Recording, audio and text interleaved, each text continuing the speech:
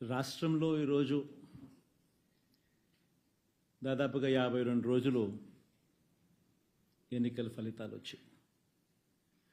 52 రోజులుగా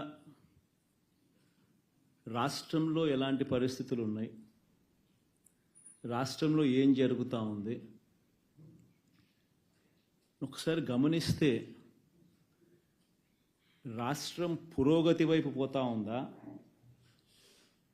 లేకపోతే రివర్స్ డైరెక్షన్లో పోతా ఉందా?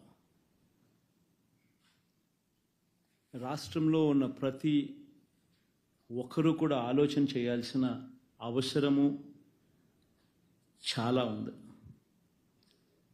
రాష్ట్రంలో ఈరోజు హత్యలు జరుగుతూ ఉన్నాయి, అత్యాచారాలు జరుగుతూ ఉన్నాయి, ఆస్తుల ధ్వంసం జరుగుతూ ఉంది. ఎక్కడ చూసినా కూడా ఎవరైనా కేసు పెట్టడానికి పోతే ఫాల్స్ కేసెస్ రివర్స్ విక్టిమ్ మీదనే పెడతా ఉన్న పరిస్థితులు, పోలీసులు ప్రేక్షక పాత్ర పోషిస్తూ ఉన్న పరిస్థితులు, ప్రశ్నించడానికి ఏ స్వరం కూడా ఉండకూడదు, బయటికి అడుగు పెట్టకూడదు అన్న దృక్పథంతో ఈరోజు అణిచివేసే ధోరణితో ఈరోజు ప్రభుత్వం పరిపాలన కొనసాగిస్తూ ఉంది.